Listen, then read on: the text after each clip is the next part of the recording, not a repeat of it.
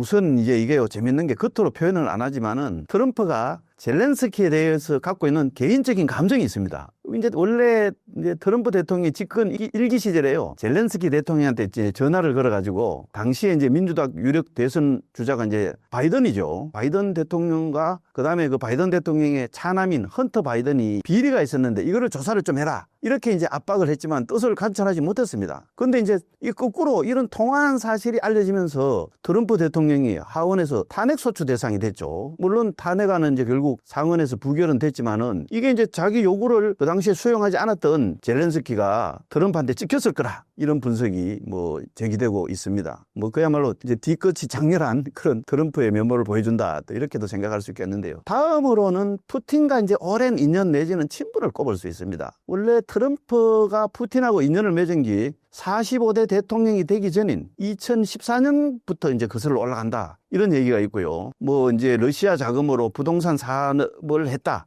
이런 얘기도 있습니다. 최근에도 이제 젤렌스키를 만난 자리에서 푸틴하고 내가 엄청 친하다. 이렇게 하면서 이제 뭐 공정한 협상을 해야 된다. 이렇게 이제 강조를 하기도 했습니다. 요게 또 더 재밌는 거는요. 미국의 언론인 겸 작가인 크레이그 웅거라는 사람이 책을 낸 게 있습니다. 그 제목이 이제 아메리칸 콤프로마터. 이 콤프로마터라는 것 자체가 이제 그 정보 작전의 일환인데요. 여기에 보면은 1980년대부터 트럼프가 이제 KGB에 포섭되어 가지고요. 거의 무려 한 40년간 KGB 첩보 자산으로 활용됐다. 이런 얘기가 이제 실려 있습니다. 원래 이제 이 책을 쓰기 위해서 유리 슈베츠라는 전직 KGB 요원을 인터뷰했는데요. 이 사람이 이제 미국에서 소련 타스 통신 특파원으로 위장해가지고 활동하면서 이 트럼프를 포섭하는데 간접적으로 관여했다. 이렇게 이제 주장을 했습니다. 이 사람에 따르면은 트럼프가 이제 원래 KGB망에 처음 포착된 거는 1977년에 체코 출신 모델 이바나 젤리코바와 이제 첫 결혼을 했을 때부터였다고 합니다. 그때 KGB 요원이 이제 이 트럼프 측하고 사업 거래를 터면서 이제 친분을 쌓기 시작했다고 하고요. 그 이후에도 이제 트럼프하고 뭐 미국 사회에 대해서 여러 가지 이제 이야기도 하고 또 그런 걸 통해서 이제 정보를 수집하고 이렇게 했다고 합니다. 당시에 이제 KGB는 트럼프가 자기들이 보기에는 지적 능력이 낮고 또 특히 허영심이 강하고 그런데도 사업가로는 승승장구하고 있는 이런 점에 주목을 해가지고 이제 의도적으로 접근해서 배후 조정을 하면서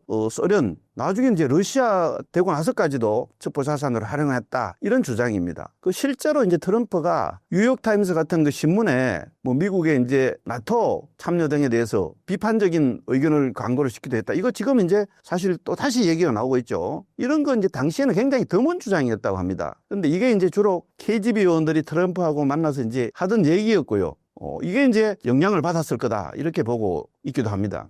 KGB는 그 당시에 이 트럼프 같은 사람이 언젠가 이제 이거 정말 미국 대통령이 돼야 세상을 바꿀 수 있다. 이런 생각을 이제 갖고 있었다고 해요. 그런데 정말 이제 대통령이 될 줄은 전혀 생각하지 못했다. 이렇게 이제 책 저자는 말하고 있습니다. 트럼프 대통령이 2017년에 이제 민주당 힐러리 클린턴을 제치고 대통령에 결국 당선되었죠. 그때 이제 러시아 크렘궁에서 샴페인을 터뜨리고 뭐 축하를 했다. 이런 얘기가 있는데 그걸 보면 뭐 전혀 근거 없는 얘기가 아닐 수도 있다. 이런 생각도 있습니다. 사실은 이제 푸틴이 바로 KGB 출신이죠. 푸틴이 이제 지금도 잘 보면은요, 왼쪽 팔을 내리고 몸에 밀착해서 이렇게 이제 걷고 있습니다. 이 동작은 원래 이제 KGB 요원들이 훈련받을 때 언제든지 총을 쏠 수 있도록 이렇게 이제 훈련된 게 지금도 몸에 배어 있기 때문이다. 이렇게들 이제 얘기를 합니다. 물론 뭐 트럼프 일기 행정부 때 트럼프가 뭐 러시아가 기대한 것처럼 그렇게 뭐 호락호락하게 우호적인 입장만 보였던 건 아닙니다. 그렇지만 어쨌든 트럼프하고 푸틴이 어느 정도 대화가 통하던 사이였던 거 이거는 뭐 다 알려져 있던 사실이죠. 그 다음으로 이제 생각해 볼 게 중국의 부상을 막으려는 트럼프 2기 행정부의 이제 국제 전략하고 관계가 있습니다. 사실 이제 미국하고 중국의 관계가 급속하게 악화된 것 자체가 트럼프 행정부 1기 때부터입니다. 그 당시에 이제 중국이 남중국해를 군사화하고 그 다음에 이제 그 당시에 미국을 상대로 한 간첩 문제 이런 게 이제 대두되었는데요. 이때부터 미국이 이제 중국을 우호적인 국가가 아니고 전략적 경쟁자, 뭐 적국이라고 하기에는 못하지만은 하여튼 명확하게 아예 그렇게 규정을 해버렸습니다. 그 이후에 이제 중국에 대해서 무역 전쟁을 시작했죠. 그래가지고 미국 기업이 뭐 이제 하웨이라든지 신장 자치구 인권 침해 관련된 기타 기업에 이 장비를 파는 거 이것 자체를 금지했고요. 심지어는 이제 미국이 중국 국적 학생이라든지 학자들에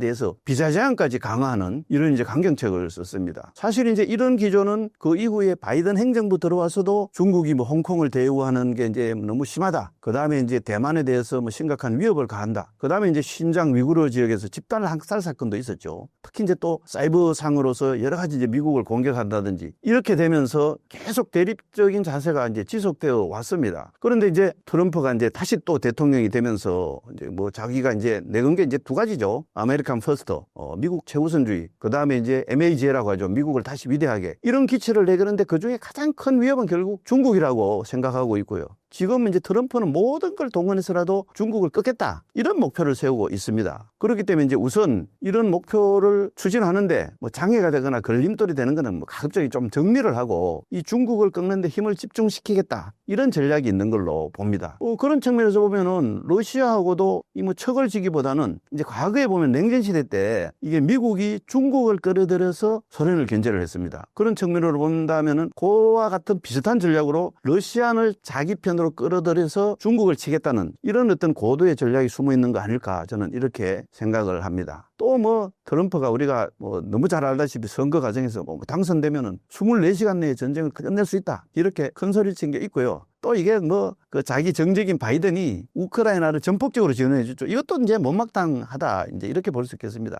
더 나가 보면 어떻게 보면 이제 이 트럼프는 이제 재선을 생각할 필요가 없죠. 2번 이상 할 수 없습니다. 그런 상황에서 이제 이게 사실 굉장히 복잡하게 얽혀 있는 이 러우 전쟁을 잘 종식시키면 그 공로로 이제 노벨 평화상을 받을 수 있다. 뭐 이런 기대도 할 수 있을 거라고 봅니다. 그런데 문제는 이제 가장 큰 부담은 이게 이제 2차 대전 이후에 침략자가 성자가 되는 이런 공식이 이제 성립되면서 우선은 이제 우크라이나 내지는 유럽이 크게 반발을 할 테고 지금도 하고 있고요. 그 밖에 이제 서방 진영이나 기타 우방 국가한테 주는 이제 불안감, 미국을 더 이상 밀어들 수 없다. 뭐 이제 이런 게 생기겠죠. 그러면서 이제 그게 이제 중국이나 북한에 대해서 잘못된 이제 시그널을 줄 수 있다. 이런 게 이제 조금 우려되는 부분입니다. 뭐 어떻게 보면 이제 전쟁은 어떤 결국 사람이 일으키는 거고요. 특히 보면 이제 한 사람의 정치인이나 특정 정치 세력이 어떤 자기 정치적 목적 때문에 일어나는 경우가 많습니다. 그런 점에서 보면 이제 이번 러우 전쟁도 러시아는 푸틴의 정치적 목적이 이제 분명히 담겨 있습니다. 우크라이나는 또 우크라이나대로 젤렌스키의 정치적 목적 때문에 전쟁을 초래한 측면이 이제 분명히 있습니다. 또 미국의 이제 바이든 전 대통령은 자기 정치적 목적하고 맞아 떨어졌기 때문에 지금까지 이 우크라이나를 계속 지원하고 그 때문에 이제 전쟁이 계속되어 왔죠. 그런데 이제 트럼프가 당선이 된 대통령이 된 미국은 바이든의 미국하고는 좀 많이 다르다. 이게 이제 우크라이나와 이제 젤렌스키가 현재 여러 가지로 어려움을 겪고 수모를 당하고 있는 배경이다. 이렇게 볼 수 있겠습니다.